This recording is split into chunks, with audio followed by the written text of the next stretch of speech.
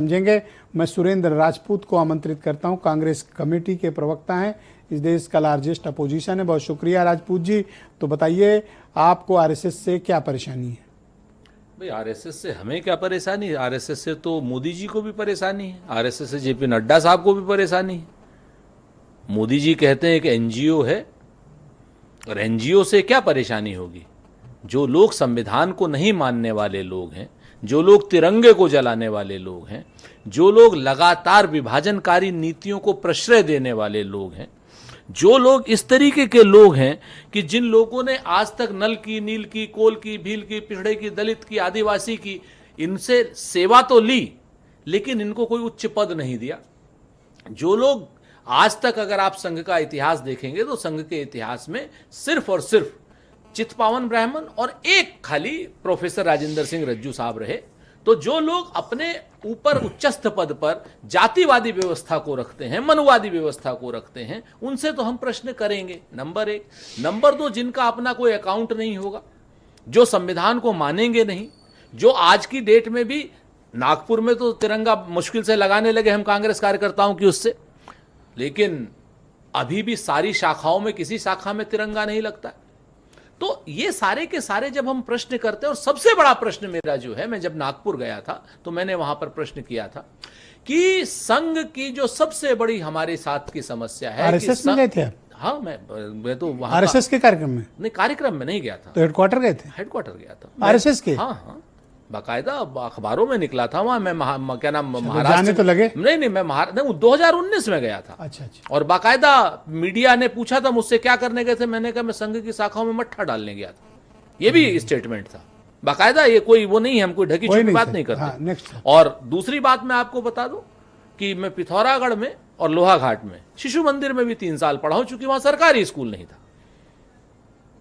ये आपके कोर में सर एक आरएसएस बैठा है? कोई आरएसएस नसों में है? नहीं, फिर आप इस चीज को मैं बता दूं तो दे करके जो भारतीय जनता पार्टी और राष्ट्रीय स्वयंसेवक संघ जो हिंदुस्तान के बहुसंख्यक जनमानस में अल्पसंख्यक की डरने वाली और डराने वाली मानसिकता आरएसएस जो है डालता है, उससे हमें सबसे बड़ी प्रॉब्लम है। सबसे बड़ी प्रॉब्लम है जब ये हिंदू मुसलमान के विभेद की बात करता है, जब ये बात करता है, ये अपने 2-4 बाढ़ के उसको तो बता देता है, लेकिन लाखों लोगों को जब विभाजन विभीषिका में जब लोग मारे जाते हैं, जब लगातार हिंदू मुसलमान दंगे होते हैं, उनमें जो इनकी संदिग्ध भूमिका होती है। सर, इस देश की मिट्टी में सिर्फ आपका खून नहीं है, आरएसएस का भी खून है। एक बात बताइए ना, मैंने थोड़ी इस देश को आजाद कराने से लेकर उनकी भूमिकाओं को क्या आप इग्नोर करते हैं? मैं तो कह रहा हूं ना, बंच ऑफ थॉट को मानने वाले लोग, अंग्रेजों की चाटुकारिता करने वाले लोग, 60 रुपए की पेंशन लेने वाले लोग, और अंग्रेजों के साथ गुलामी का व्यवहार करने वाले,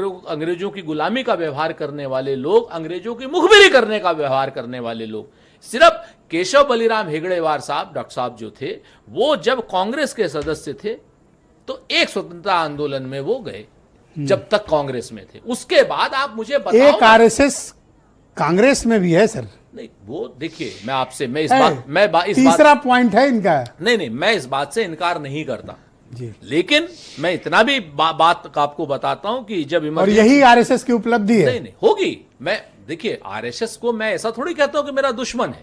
भाई, देश में वो भी रहते हैं, देश में हम भी रहते हैं, देश की अच्छाई वो भी सोचते होंगे, देश की अच्छाई हम भी सोचते हैं। ये तो भारतीय जनता पार्टी में जब से नरेंद्र मोदी जी और अमित शाह जी का प्रादुर्भाव आया है, तब से दुश्मनी का व्यवहार हुआ। सर, आरएसएस के बारे में आपकी ओपिनियन बदल गई, ये देखकर हम सब जागृत हो गए। हमारी कोई ओपिनियन नहीं, थैंक यू सर। हमारी ओपिनियन कोई नहीं बदली। आरएसएस से हमारे प्रश्न रहेंगे। आरएसएस विभाजनकारी नीतियों का उद्योतक है। आरएसएस देश में कहीं ना कहीं लगातार दंगे फैलाता है। आरएसएस शुद्ध रूप से जो पिछड़े हैं, दलित हैं, आदिवासी हैं और अल्पसंख्यक हैं, इनके हकों को मारता है। संजय चौधरी, भारत